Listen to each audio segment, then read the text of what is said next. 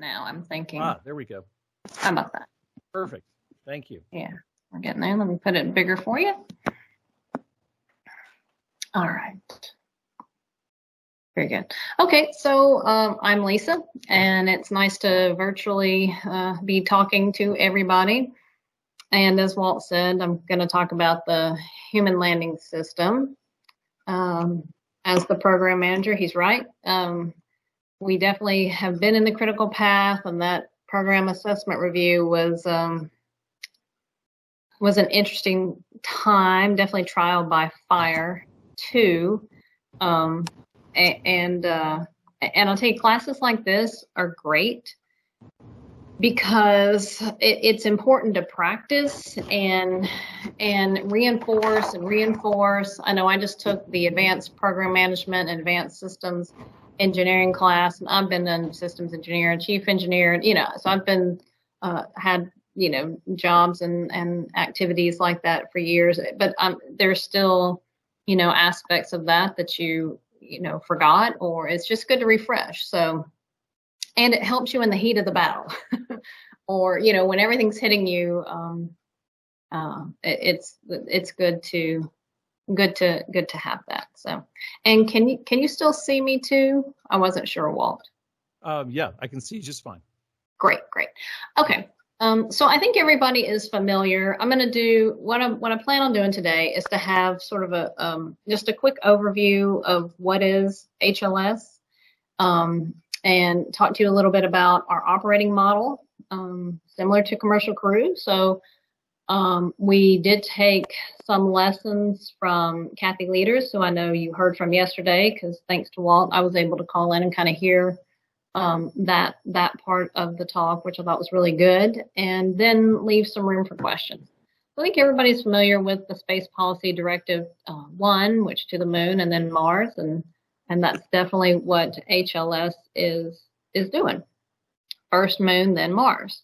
And we're obviously taking a play, from the playbook, or page from the playbook of Apollo, the Artemis program being the twin sister and all that. And I think that's important for people to be able, the nomenclature and kind of like what, Kathy was saying yesterday, instead of contractors, they were called partners. So some of this also is about, getting the language into the day in and day out of the American public too. Everybody knows Apollo. Now, hopefully they will know Artemis and HLS and then Gateway and then, Orion and SLS and all the different elements that will comprise our deeper space exploration. So the HLS program vision is to put the first woman on the moon and the next man, and also to go to the lunar South Pole. And of course, to do it in short order, by the year 2024, which obviously with continuing resolutions and,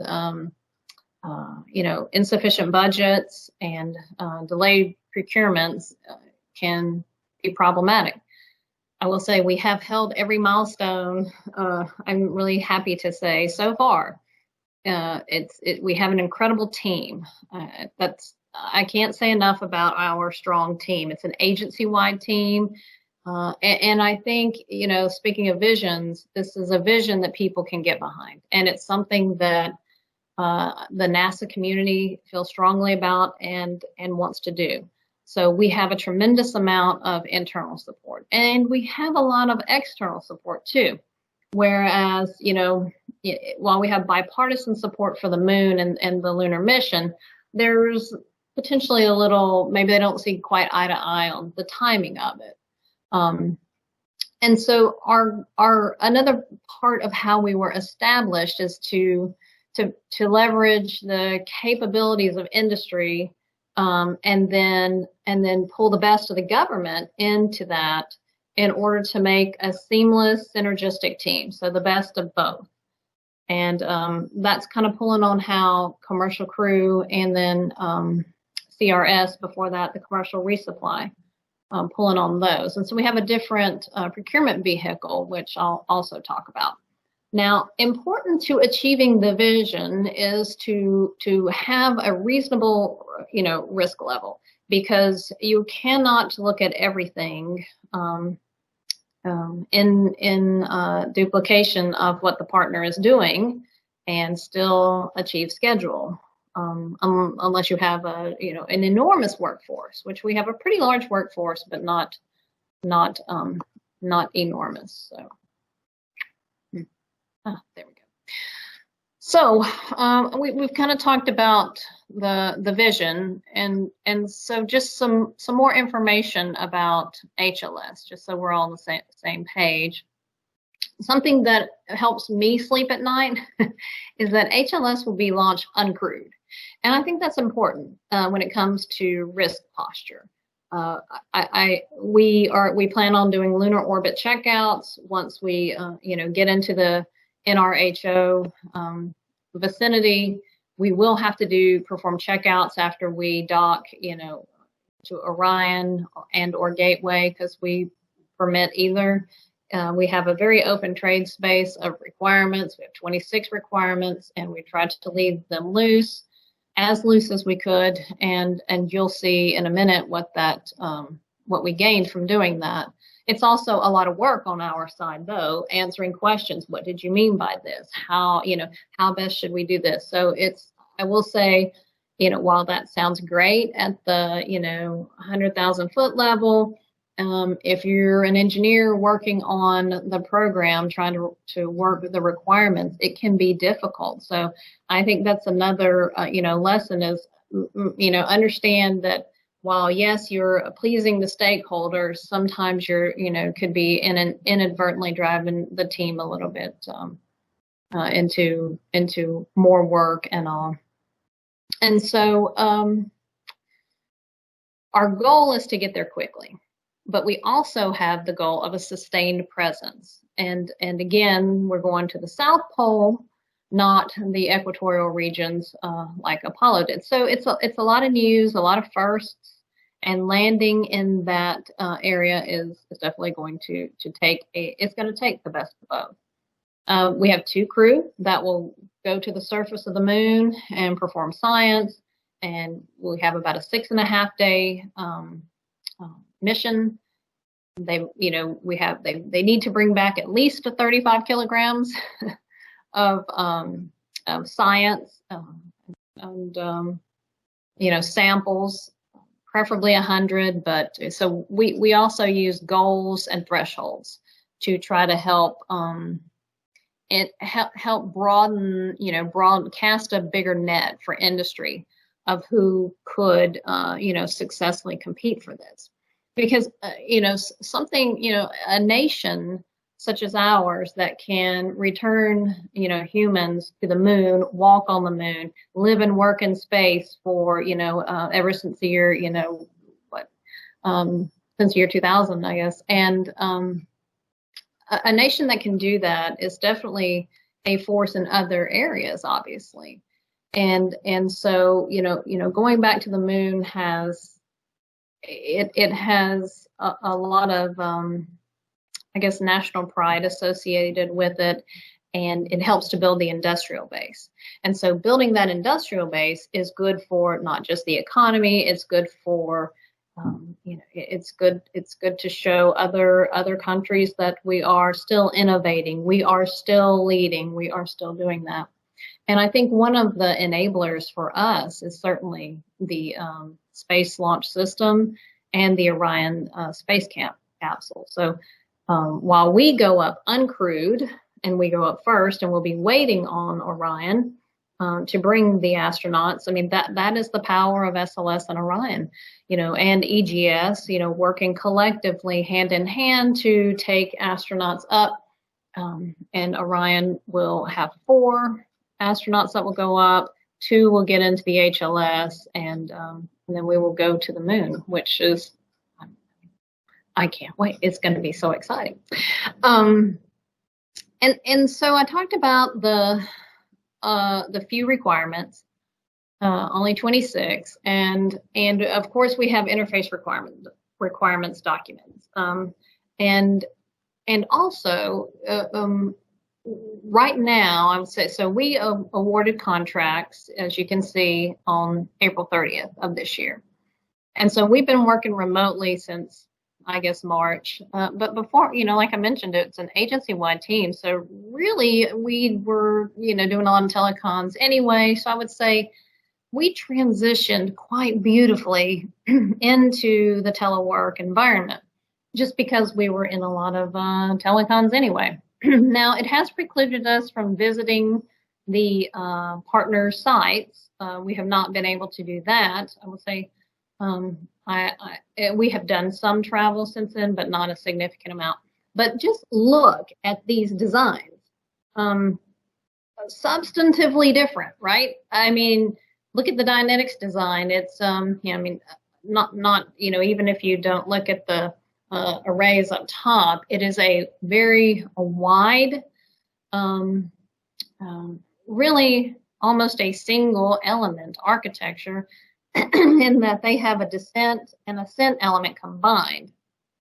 And then those two gold tanks on the side are their fuel tanks. And then you look in the middle at the Starship for SpaceX, very different uniform. It's a rocket in and of itself, and that's what it is. And it has tons of space, obviously, inside. It requires a lot of refueling. The Dynetics one also requires refueling. And then you have the Blue Origin design on the right there, which is a 3-element architecture. They're the only one who has elements that will need to dock and rendezvous and actually connect and make sure that they're operating prior to Orion sending up the crew. So what we did is we chose 3. And each one of these partners, all of these partners, they have to propose end-to-end solutions, meaning the launch vehicle and everything. And so as they do that, then we are working with them on their requirements for this base period. And it's a 10-month base period. So we've had a certification baseline review, which went just incredibly well. And now we're preparing for what's called a continuation review in December. And it's similar to a preliminary design review, not quite as mature, but close. And that will feed into the source selection panel. The insight that we do will feed into that. And that will be a true, continuation review and down select. And so we want to have 2. I want to have 2. I want to have 2 badly. As a program manager, I would tell you, and I think I'll talk about it a little more later, but competition is key to the government having options and saving money, and it's good for the taxpayer as well. And so this chart shows you a little bit about our timeline. We have been throwing out solicitations and another thing that we're doing, which I think most do, but we do a feedback session. So we'll throw out a draft and then get their feedback. Throw out a draft, get their feedback, and we iterate on it to where to where you can talk about it before you go into blackout, which has been really successful for us too. And you can see, so we did that last year, and now we're doing that with option A. And so this 10-month period is to get the requirements refined. And then in March, we plan to down select 2 if we have enough appropriations, obviously. And so then those 2 will each do demonstration missions in the 24-25 timeframe. And so whoever's ready first will go first, and whoever's ready second, then will be second. So maybe 1 in 24 and 1 in 25, and that's how that will work.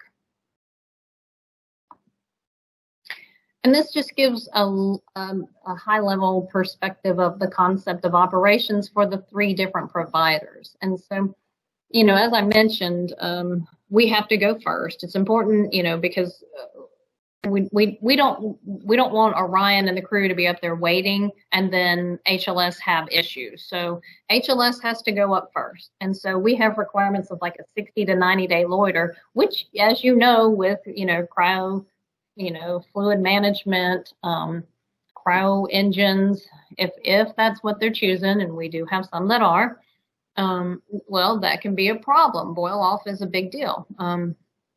Especially, if they're, sun facing and also, so they're having to do different maneuvers and manage their operations profile and trajectories accordingly, and to have passive systems to cool them. So there's lots of technology development too right now. And yeah, that is a big leap. We totally get that. So what are we doing? We are also funding in partnership with STMD, the Space Technology Mission Directorate, CFM, projects to try to buy down risk. And we also are funded a storable engine, the XLR 132.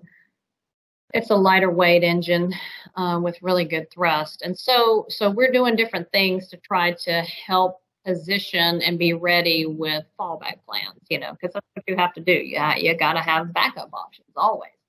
So the single element first one in red kind of represents what SpaceX has. If you look at, I called it a 2 element with the Dynetics, the middle one, their ascent element. That's what DAE is.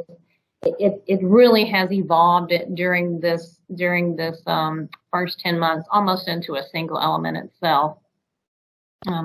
And you can see how it goes up, and then you can see the blues.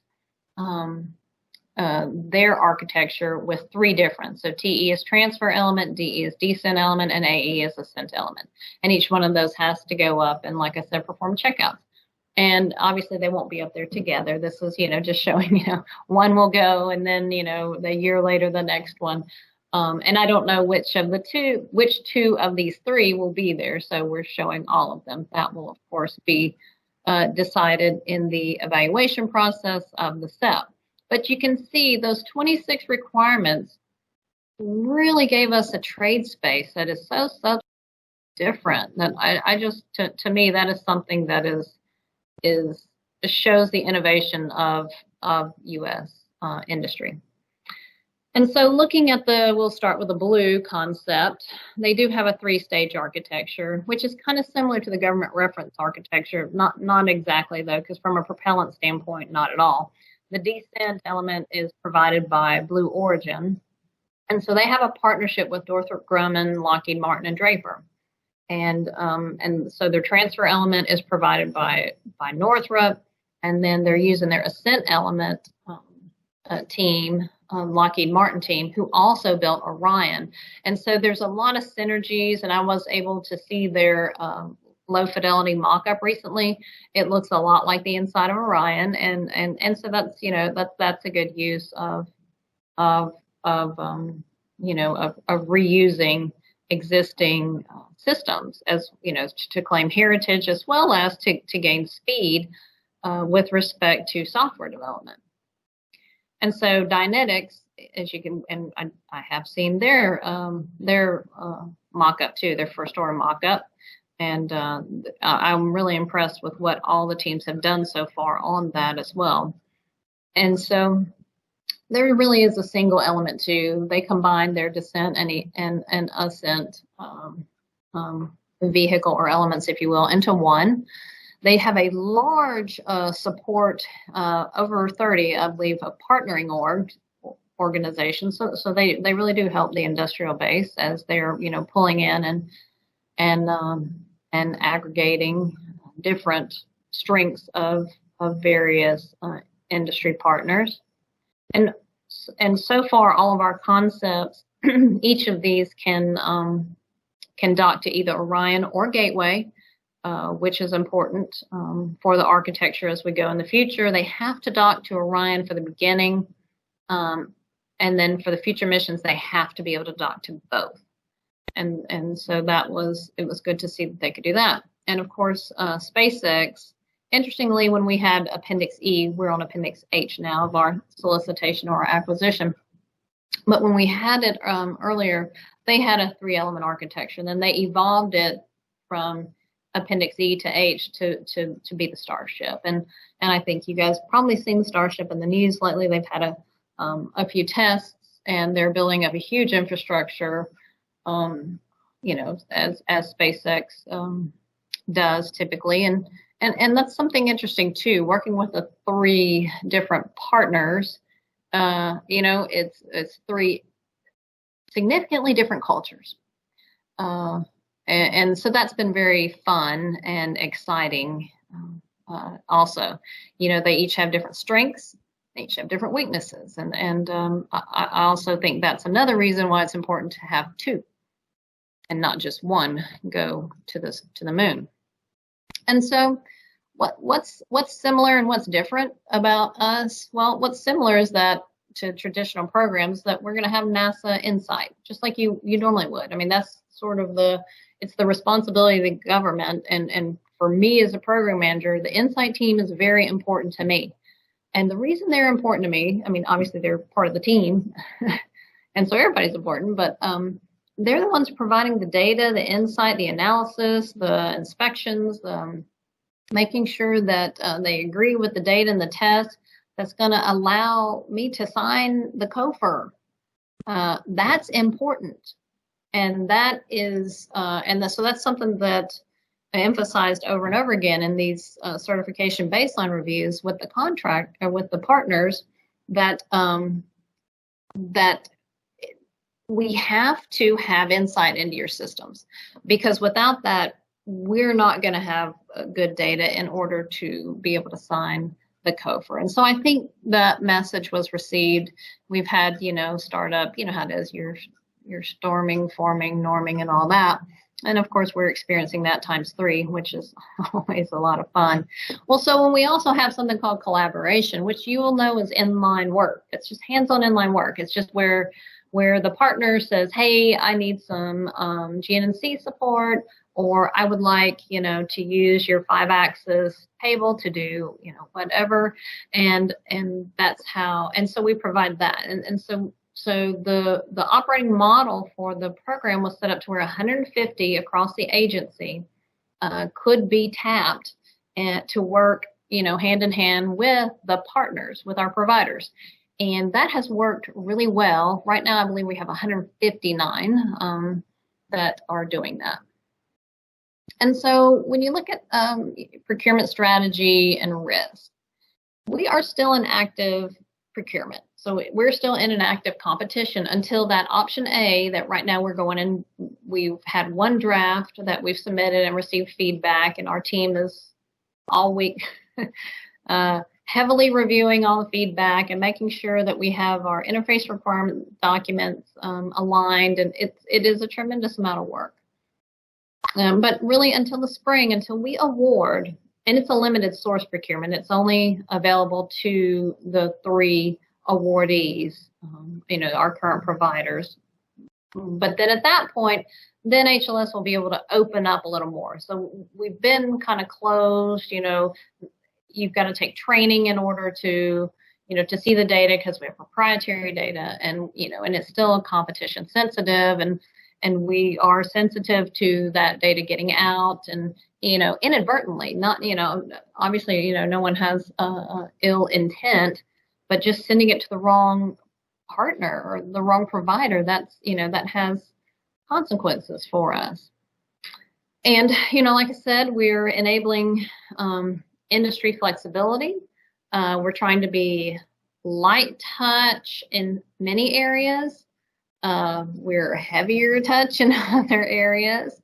And I mean, let's face it, we're going back to the moon. So many at NASA have a preconceived thought of how that should go, because we've done it. And so that's a struggle as a PM to try to balance, what's proven and what's done with innovating and doing something differently. I mean, if you've always done, if you always do what you've done, you'll always get what you've got. And Apollo was successful, so that's great. And how can we learn to do that at the South Pole? And how can we, do it with a more diverse team, so everybody, in the world can see themselves represented somewhere in the program office? And, we've never been to the permanently shadowed region, so that's, so there's so many, there's so many things. And, later on when we go to Mars, hopefully they'll say, ooh, HLS did this well, but that's not so much. So anyway, So that's where we are with that.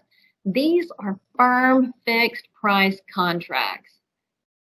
And so I'll let you ponder that a minute because this is a PM course and workshop. And so that's a big deal.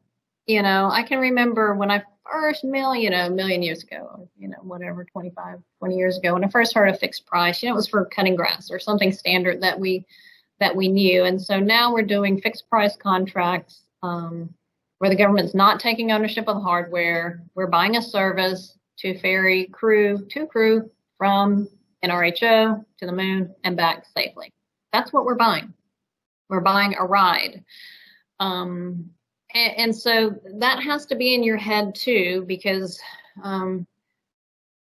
when we see things that we might want to do something differently, but what is proposed is okay and it's what's on contract, then that's what we're going to do, because with a fixed price contract, that's how you operate. It's not a cost plus to where things maybe have a little bit more flex in how you function.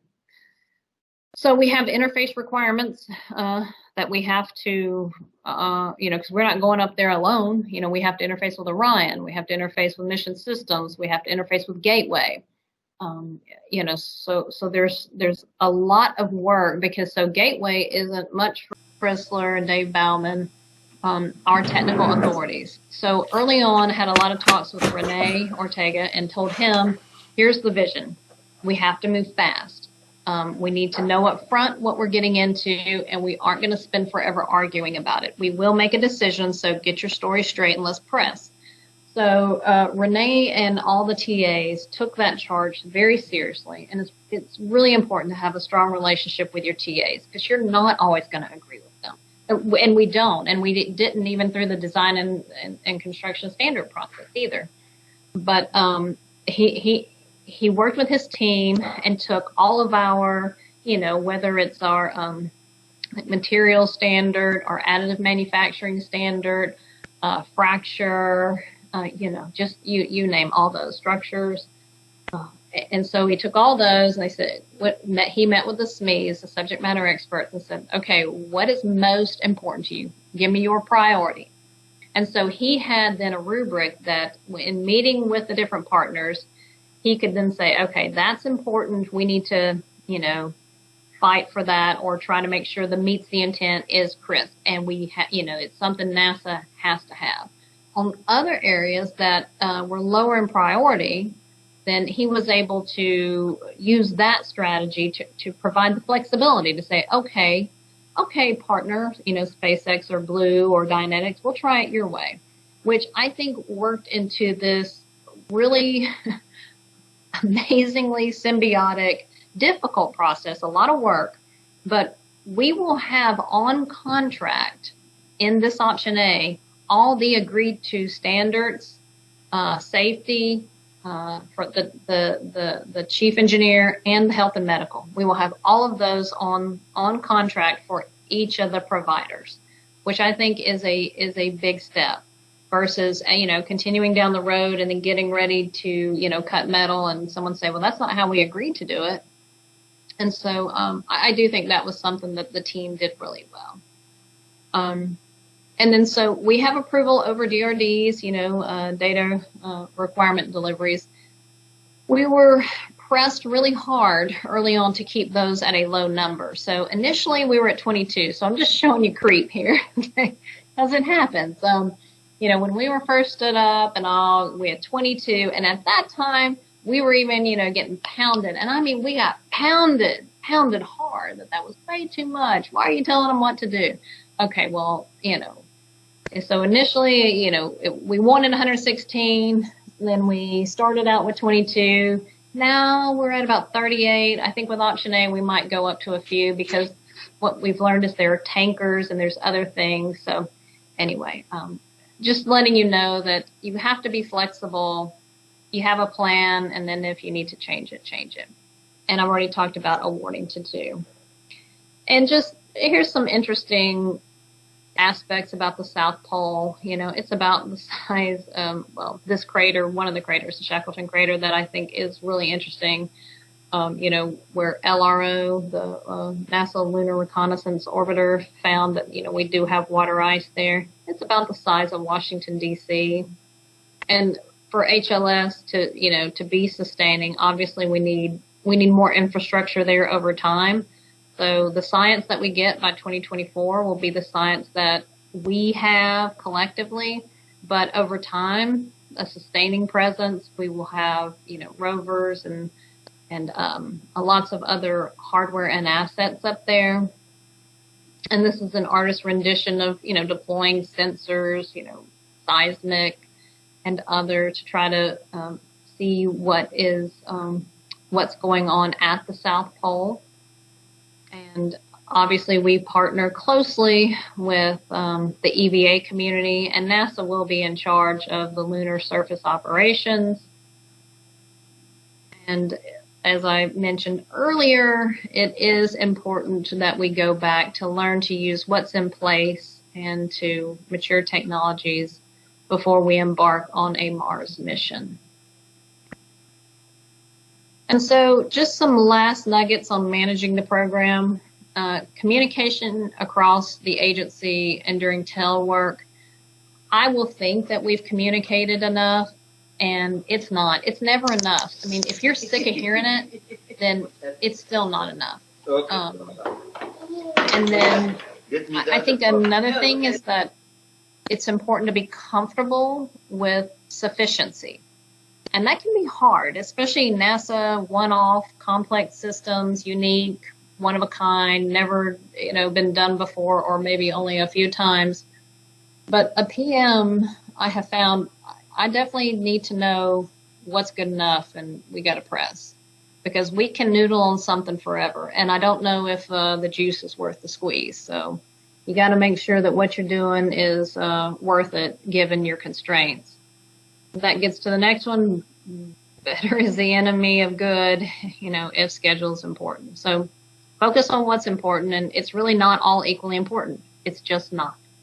It's just like back when I used to manage I used to be in engineering at Marshall Space Flight Center, and of course they would come in, everybody's distinguished. I'm like, no, they're not. You have a best and you have a worst. It doesn't mean your worst is bad, but you have a best and you have a worst. You can prioritize them, rank them, and it kind of helps you to frame the decision. Some decisions are hard, and so you just have to know that is your job. Your job is to make decisions. Now, flexibility is important too, and Kathy talked a lot about that. Flexibility is, it's interesting. It's costly either way. It's costly to maintain flexibility because your engineering team is off working lots of different options in solution space. It's also costly if you decide too soon, and then later on a better option could come about, and you've, honed in and narrowed in on a solution that it really is not going to be enabling. But managing is definitely a game of strategy. Managing the program. I don't mean leading. Leading is is something totally different. Leading is, being that visionary, being available, listening. Leadership is so important. So just because I have managing the program here, please don't mistake that. You still have to lead. You have to influence, and you have, there are times when you have to, do things that you don't necessarily want to do, but it is for the better of the team. We have been pushing really hard to meet milestones, and our team's going to need a break. Our team needs a break now too. One thing, another great thing, luckily I was able to pick almost this entire team. And I mean, I really believe that's a gift and a once in a lifetime opportunity. And I picked just a myriad of people, cross section, background, diverse, worked on different things, because I think that makes a stronger organization. And, so far we've been successful. Following on commercial crew, I met with Kathy, when she was the CCP. manager, and she has a flat organization, and she liked that so she can make quick decisions and influence things quickly. And plus, the team does have autonomy to run within their areas, and so it keeps it from having so many layers. And so we also copied that. And competition is key for speed. If you have two industry partners competing for something, they are going to act better than if you have one that you sole source to. Because the other person, the other company, unless they are just very altruistic, they don't have they don't have that extra kick in the butt motivation that another competitive partner provides them. And so that is what I have. And if there's time, maybe we could address some questions. Yeah, actually, excellent. And those are great takeaways there at the end as well. So I really appreciate that. We've got a good 10 minutes or so, and we've got a whole list of questions for you. So let's get going. First one is, we were talking about organizational culture yesterday, as part of our discussion and management. So the question is, how do you have to adjust between three very different partners? So it's interesting because you have to be fair, and you have to treat them the same. So if I tell Dynetics something, if I say, hey, this is coming, SpaceX needs to hear it, and Blue needs to hear it, and likewise, if Blue has a question, and it's big enough, then we make sure that we share that data across, because this is still a competition. And I will say that does make all this interesting and different to me, because we don't want to give one a competitive edge. And so there's a balance there. It's like, okay, well, they were smart enough to ask. So, because we've had those debates too, where the attorneys are like, well, they were, and the attorneys are very crystal clear with me on that. If you share it with one, share it with all, which I actually think is a good philosophy, because, at least then it's transparent and they know. But they're also unique. So we have the Dynetics team that has a multitude of partners, and potentially maybe they're not as well known. Some of their partners are.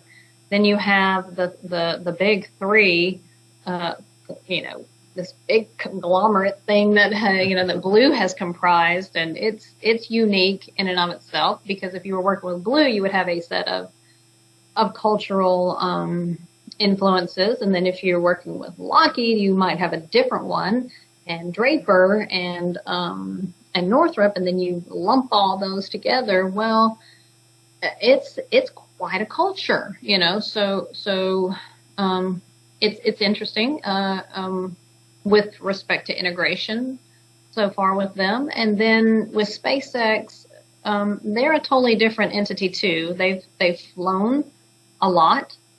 They do not have the human space flight scars that NASA has, and so they're very capable. They're all three incredibly capable teams, though. I will tell you that I would say any one of the three can do it. They are just all very different. Yeah. Okay. Very good. Our next question comes from Joe Hickman. Why was the south pole of the moon chosen as the desired landing spot for Artemis? That's a good question, Joe. It was chosen because of the permanently shadowed regions and the potential for finding water ice. And so it was chosen in order to try to see what, is the water ice there? From a human standpoint, LRO said it was there. And so humans want to go and see what's there. And so the theory is, if there are areas that have never been touched by the sun, and that ice is locked into the origin, you can really find the origin. You can find the first matter of the moon potentially. So that's reason one. So scientifically, it's very rich. Another reason is trying to live off the land, the in situ. And this is sort of preparing us for Mars. if we can learn to harness any of that, and so those permanently shadowed regions and those craters, it's not like just going to the Space and Rocket Center or your local, most of the human spaceflight centers have their, area where you can see, aspects of the moon. These are as big as the Grand Canyon. So this isn't like an easy, oh yeah, let me go in there. You know what I mean? Right. Spot me. You know what I mean? I mean, this is a big deal. So it will take multiple trips and all, but learning to seeing if we can use what's there in place is important to help us, when we are a few days away, help us with those, a few hundred days away when we really want to go to a human mission to Mars. Yep, very good. Our next question comes from Karen Bozak. How do you balance the mandate to return to the moon by 2024 with the HLS budget, especially as you look ahead in FY21? So I put my head in the ground. No, I'm kidding. Just a joke. I'm sorry. Yeah. So I'm kidding, by the way. So please, everybody knows I was kidding. That's one thing. I probably tease a little too much about stuff. So what we've done is like I said, we have met every milestone in our base period, which means we're on schedule. We plan on down selecting to 2 in the spring. And so far we are ready, we are gearing up to be ready to do that. Now we also have planned for a 6-month continuing resolution. And if we go much past 6 months, we're going to have a problem. And so that's when, we've just been talking to Kathy, and Ken and letting them know that, hey, we are, right now we're good. We can pay all the base period milestones, and we're planning for the worst and hoping for the best. Yeah. I assume you have backup plans in the event that you have to down select 1 versus 2 like you want to do and all those kinds of things. Yes, we do. One would be problematic for a multitude of reasons, because any one of them, I think, doesn't bolster the industrial base. I think any one of them, there's that tendency to not be the partner that you really want them to be. So yeah, but yes, of course, we do have backup plans that if we had to go to 1, we could. We have a lot of flexibilities with the BAA, the broad agency announcement. I will say that contracting mechanism is very flexible, so we could base period. There's lots of things we could do, and to try to help us get to where we have better approach. But sure, of course, I mean, as we continue to march and not have the types of dollars that we were, the means that we needed, then for sure a schedule comes as a risk. Okay. Our next question comes from Jason Adam. Are there any programmatic skills, soft or otherwise, that the agency should consider improving when developing program managers or project managers, as in needed for HLS-like acquisitions? Yes, definitely. So when I was talking about being comfortable with sufficiency and being comfortable in areas that you don't have all the data or gray areas, I think that's something I've seen a lot of NASA engineers struggle with. You're just not going to know everything. You just can't. There's no one on your team that knows everything. So I think having that, knowing what frame that you're making your decisions in, framing up your decisions intelligently, and communicating that across is really critical. And I would say we have an enormous void of PP&C expertise in this agency. Staffing that office for me was very difficult. We now have a very strong PP&C manager who, of course, was an engineer, was a propulsion engineer. and before that had not worked in program planning or control. But the number of budget iterations, continuing resolution planning, options, strategy. That office is overworked in any program office. So I would say that skill and really harnessing that. And I think it comes to, we're an engineering agency, you know, a high intellectual property, and, you know, we're research and development, we're human space flight, we're aeronautics, we are all that. But in there, we don't ever say we are program planning and control.